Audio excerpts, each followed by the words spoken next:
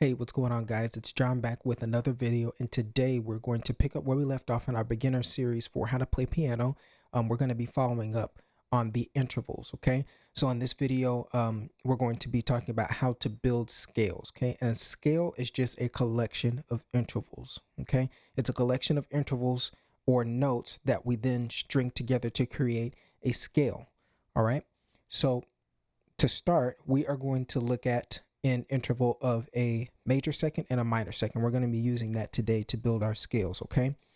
So if you remember from the last video, a minor second is the distance between two notes, and a major second is the distance between three notes, 1, 2, 3, okay? So C to C sharp is a minor second, C to D is going to be a major second, okay? So the way that we build the basic major scale is by combining different combinations of a minor second and a major second, okay? And for the purposes of this video, we're going to rename minor second and major second, okay? Minor second is what we're going to call a half step, which is this. It's the same thing as a minor second. It's from one note to the very next. And a whole step is the distance between two notes with one note in the middle, okay? Because that's going to make it a little bit easier for us to explain this concept, okay? So to build a major scale, we need to start with the pattern whole, whole, half, whole, whole, whole, half, okay? That is referring to which interval? Remember, a whole step is going to be the distance between three notes, and a half step is going to be the difference between two notes, okay? So let's take a look at that formula and apply it to any note on the keyboard. In this case, we're going to use C, okay? So if we start on C, the first interval needs to be a whole step, okay? So from C to D, I have that C sharp in the middle, so I know this is a whole step, okay? Then from D to the next note, we need to travel the distance of a whole step. So D to E would be another whole step. Remember that formula is whole, whole, half. So now we need a half step, which means we need to only travel the distance of two notes. Well, the only other note that we can play after E is going to be F. This is what we call a natural half step, okay?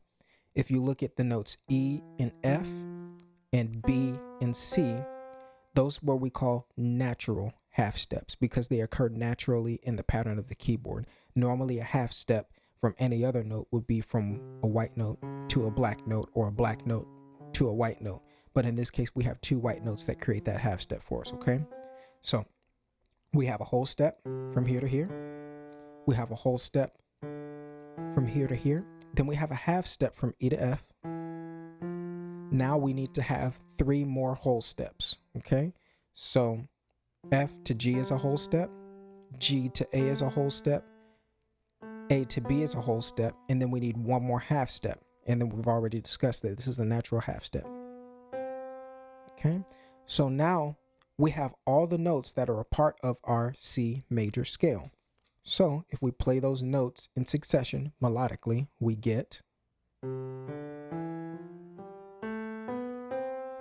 okay? I want you to hear the overall sound of what that scale sounds like, okay? Now we're going to move to a different key. We're going to apply this to the key of B. So we're going to start on B, okay? Remember, the formula is whole, whole, half, whole, whole, whole, half. So we need a whole step first, which means that we need to span three individual notes, okay? So we're going to start on B, and we're going to move up three notes, 1, 2, 3. Okay, so we get a C sharp. So from B to C sharp is a whole step. We need another whole step starting on C sharp. So we need to move up three notes again, 1, 2, 3. So from C sharp to D sharp is going to be another whole step. Now we need a half step, okay, which means we go to the very next note. From D to E would be a half step. Okay, now we need three whole steps. Remember, whole step is going to be three individual notes. So from E, we get F sharp. E to F sharp is a whole step. Then we need two more whole steps. So F to G sharp, and then another whole step, G sharp to A sharp, and then we need another half step, okay, going to the very next note. From A sharp, we're going to move to B. Now, if we take all of those notes, and again, just in the example that we did in C, we're going to play them all together, okay?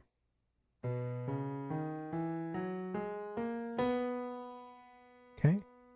Hopefully you can hear the similarities between both scales. Both of them are major scales, but the tonal quality is different because there's a different collection of notes. However, the collection of intervals are exactly the same. Okay, don't get that confused. They are different notes, but the distance between each note is the same, which is why both of them sound similar. I'll play them again. First C, then B.